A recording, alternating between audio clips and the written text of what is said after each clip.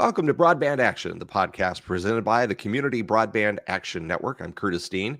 The Broadband Equity Access and Deployment Program, also known as BEAD, is slowly inching toward implementation. The access portion of BEAD, which is where most of the money will be spent, has the stated goal of achieving universal broadband availability across the nation. Now, the BEAD framework is currently being interpreted by the individual states as they develop their own action plans. Recently, ACA Connects, which represents smaller cable and broadband operators across the country, released a national overview of the BEAD program and has some recommendations to be considered by the states as BEAD moves forward. So I'm really happy to welcome our guest today, who is Brian Hurley. He is the Chief Regulatory Counsel at ACA Connects. Brian, thanks for joining us. Thank you, Curtis. It's a pleasure to be here. And of course, my co-host, John Willa, as always. John, good to see you. It's good to see you.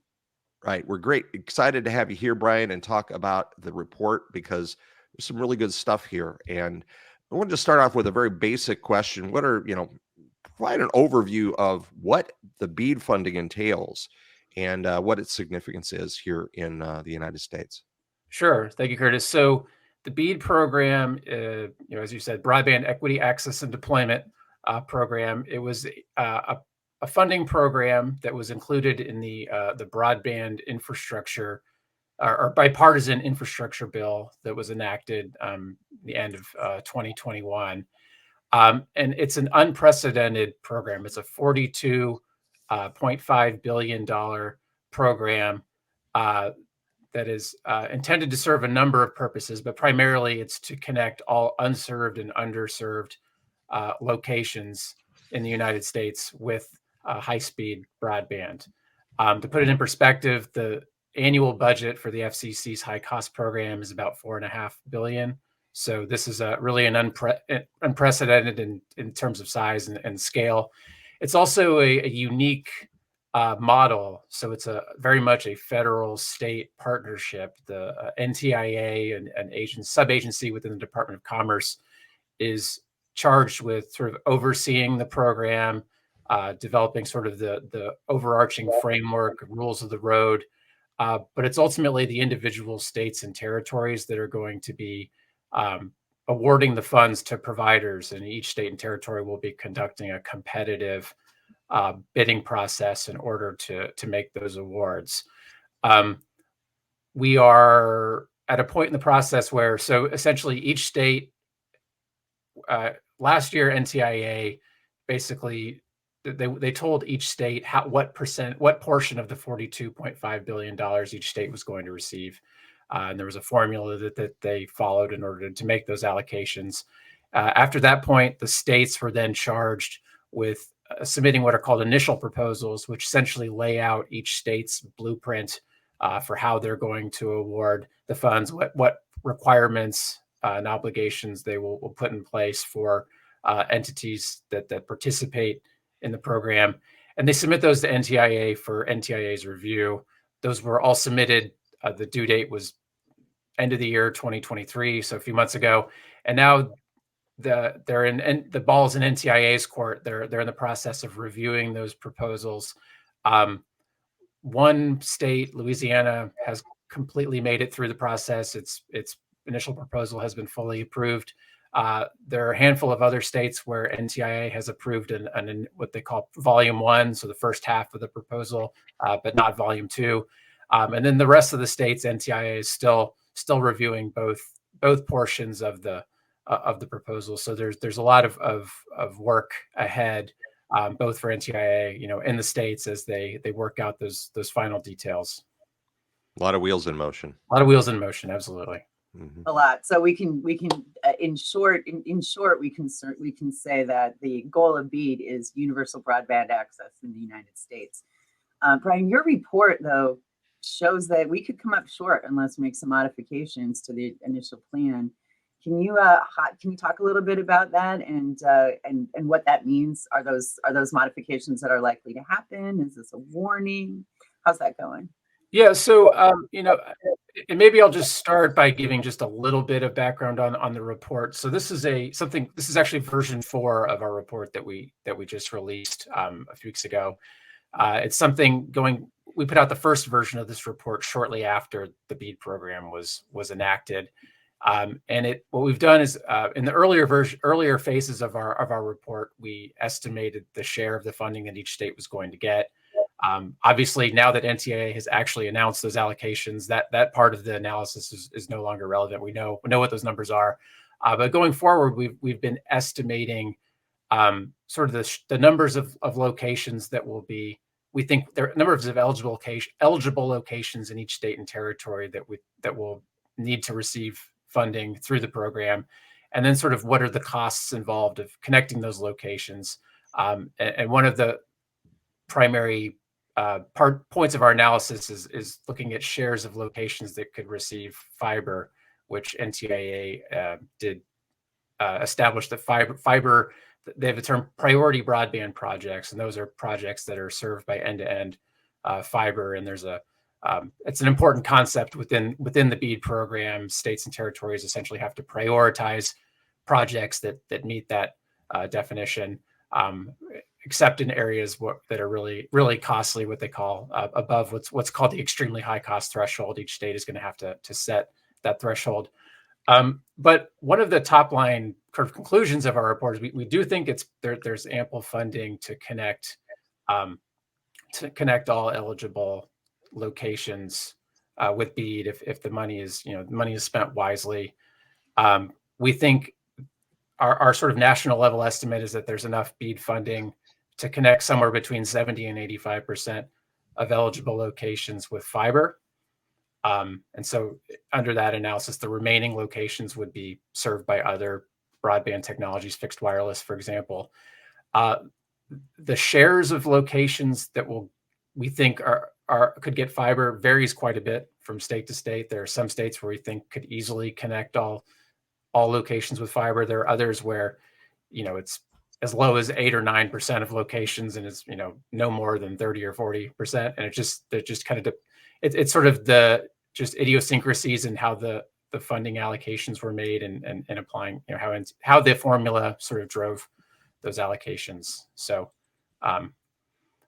yeah. And those states with super low fiber servability, that's terrain and geography mostly, or is it infrastructure over time that's bringing those numbers down, or a combination of things? It's a good question. I think it has to do with terrain and geography. So it's primarily big states in the western half of the United States that are suffering, and I think a lot of that is less density, greater distances between locations, terrain.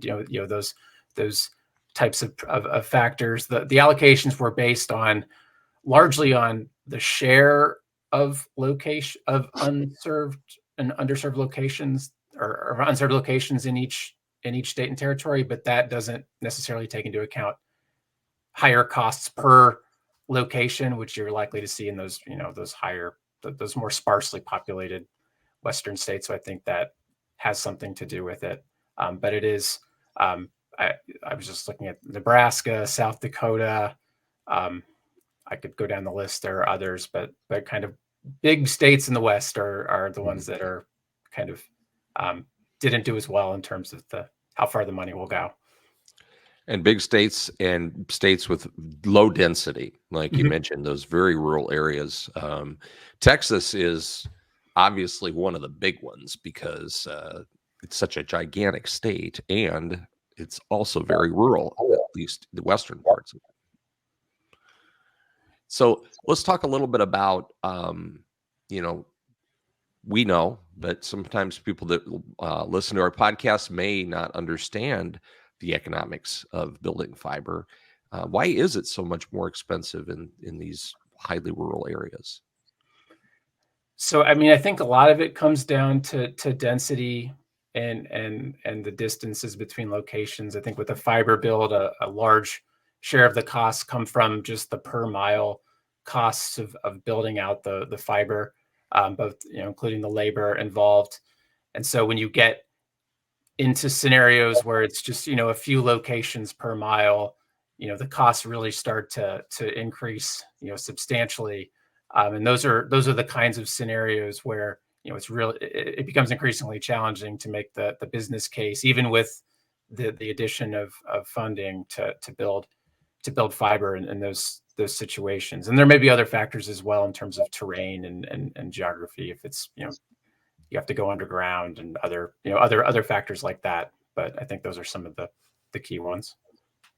So in our work with the Community Broadband Action Network, we've worked with dozens of communities as they're planning and implementing their localized broadband solutions.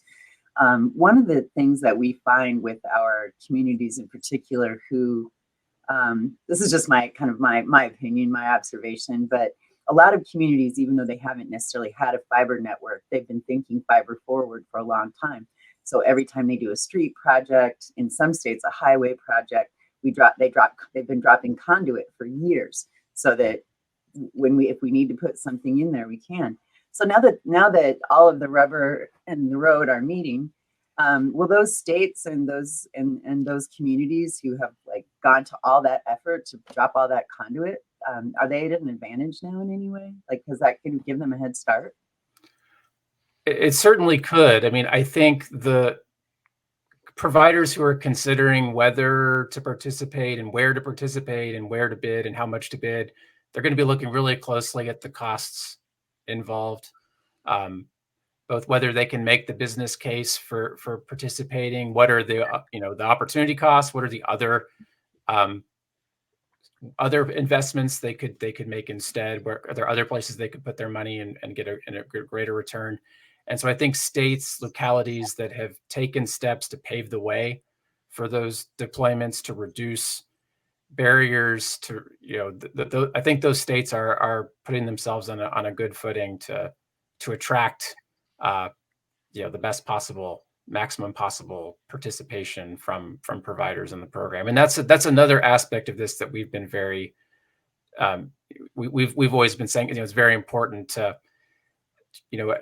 to take those steps to reduce barriers, permitting, making that, streamlining it, making it less costly, pole attachments, sort of these bread and butter issues that can sometimes hold up or delay or make builds, too costly. And that's a critical part of making this whole endeavor as successful as it can possibly be.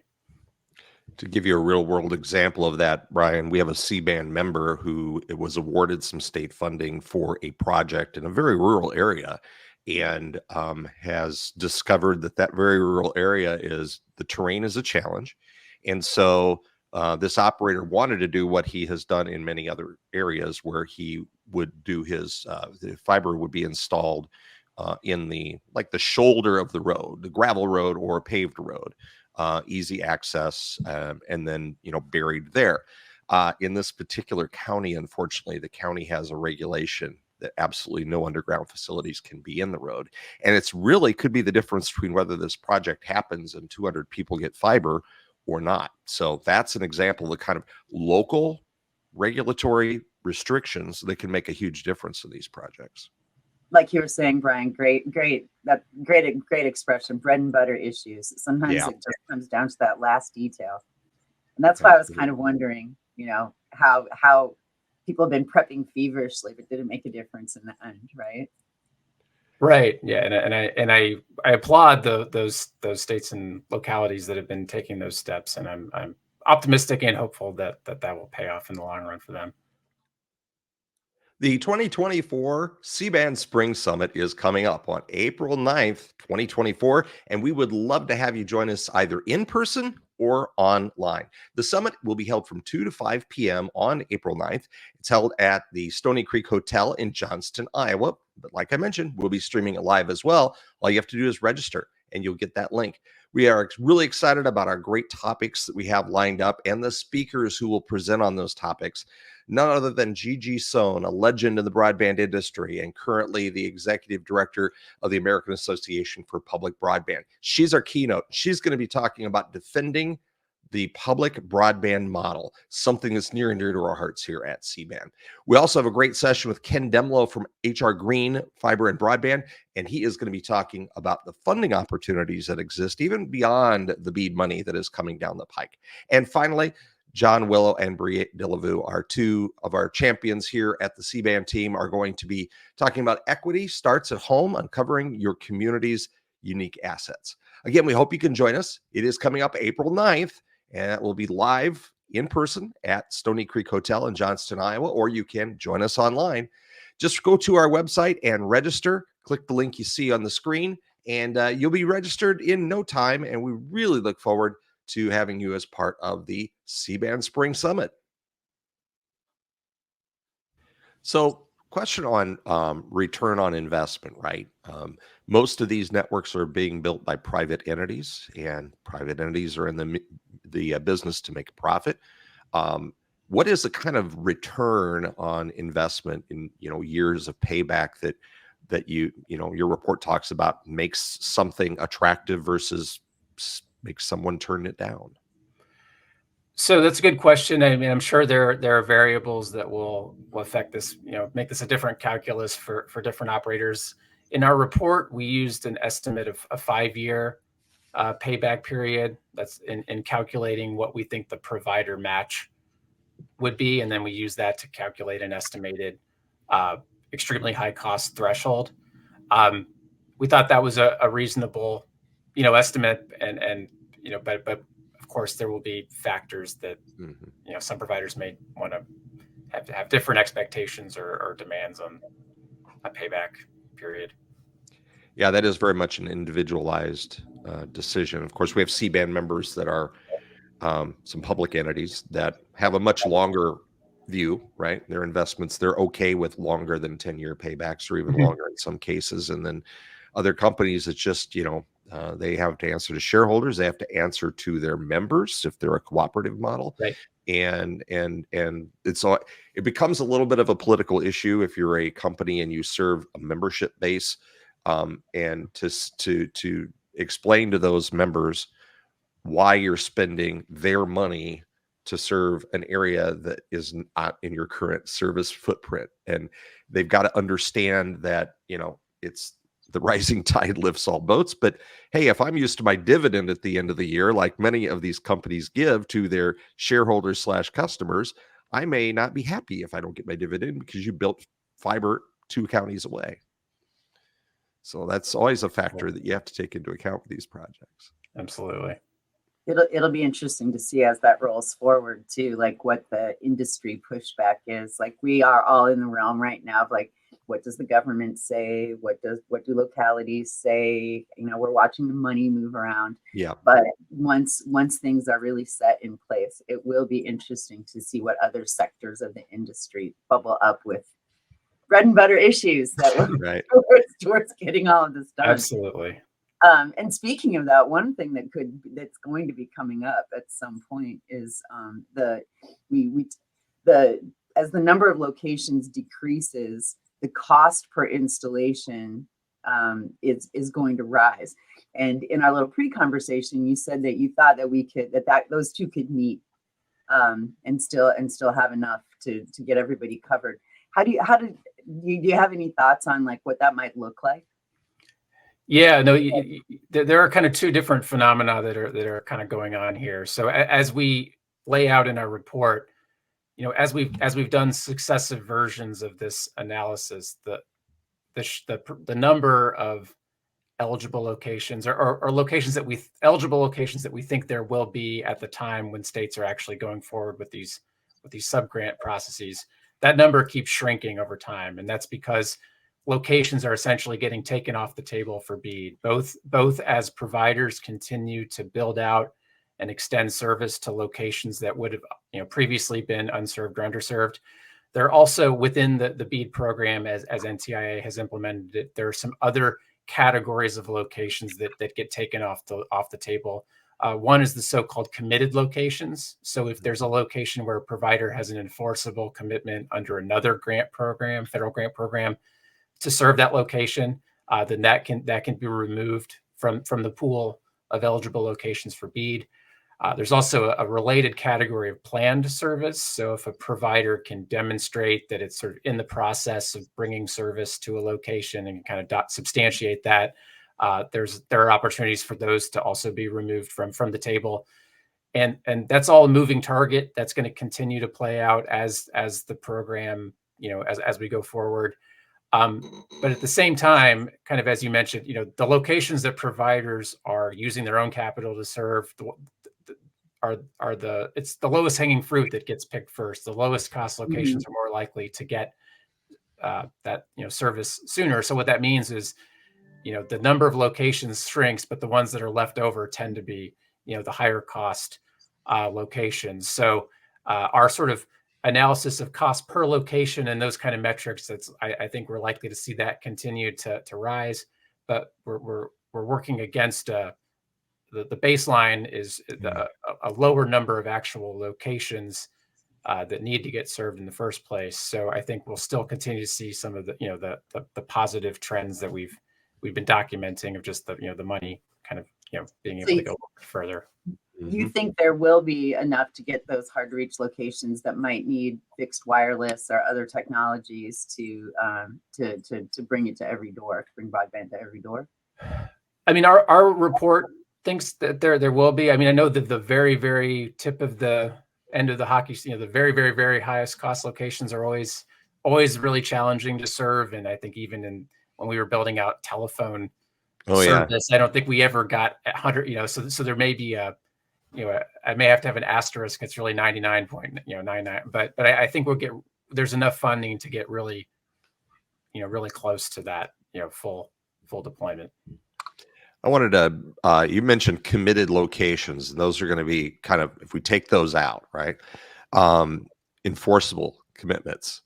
What happens when those commitments aren't enforced? There's been a big challenge nationwide with RDOF and those funding commitments that were made, and that has affected subsequent rounds of funding.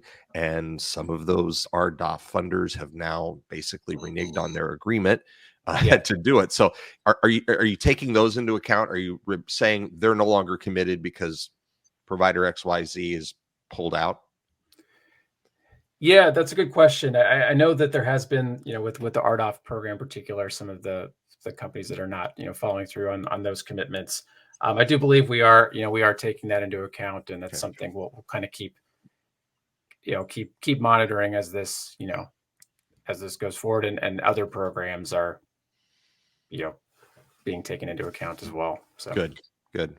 Yeah, that's I know, again, several C-band members have been affected by that. They've seen an area that they were really interested in applying for funding for, and they weren't on the map because of a mystery commitment that never actually happened. So I want to protect the people that are trying to do it the right way. So that's for sure.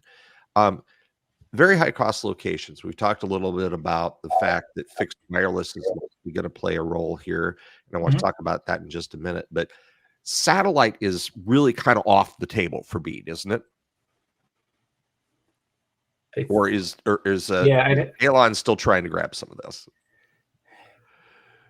Yeah, that's a good question. I don't know if it's completely off the table. I'd have to go back and refresh my recollection of both what it says in the statute and what NTIA came out, put in the NOFO for their guidance of what counts as reliable broadband service. But and I mean, we've been operating under the assumption that sort of fixed wireless is kind of the next best technology that's likely to be where states look as sort of the primary alternative to fiber.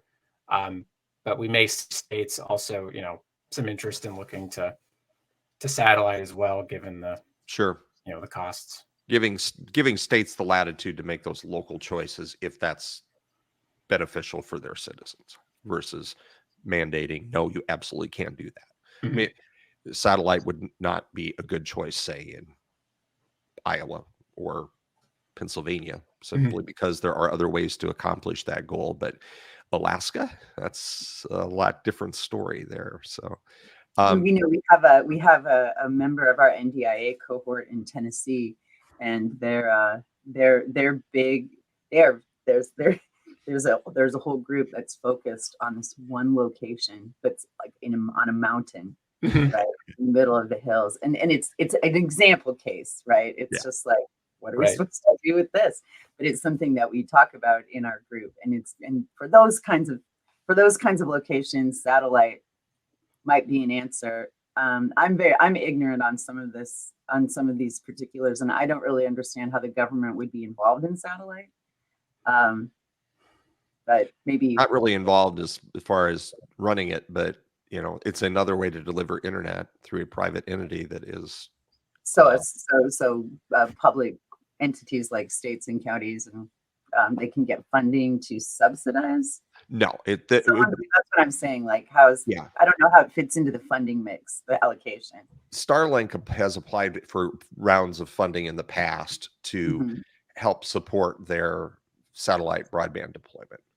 And so they're looking for subsidies. Potentially. I don't know that Starlink in particular has expressed interest in BEAD if it's available. Of course, now we have Amazon's Kuiper project. There are others out there, but yeah, it's not necessarily that they would, the states will, be investing in SpaceX by any means. It'll be more about they would subsidize their deployment as similar manner that they would another type of networking technology. Okay. So, thank you. Yeah, on the high hanging fruit, the fruit at the top of the tree, that's probably going to be a fixed wireless solution. Brian, does BEAD provide guidance to the states about the technical aspects of that? In other words, do they say you should use, if you're going to have to resort to fixed wireless, you need to do? Sorry about the thumbs up. You have to do. I know, right? You have to do licensed spectrum. You have to do certain types of capabilities, et cetera. Does it speak to that, or is it all just about you got to get 100 by 20, however you can do it? Yeah, this is another one where I'd have to go back and check, because I know there was because there's kind of two different questions. There was what counts as a reliable broadband service that takes a location, where if a location is receiving such service, it's taken off the table, versus what technologies can be funded through the program to those remaining locations.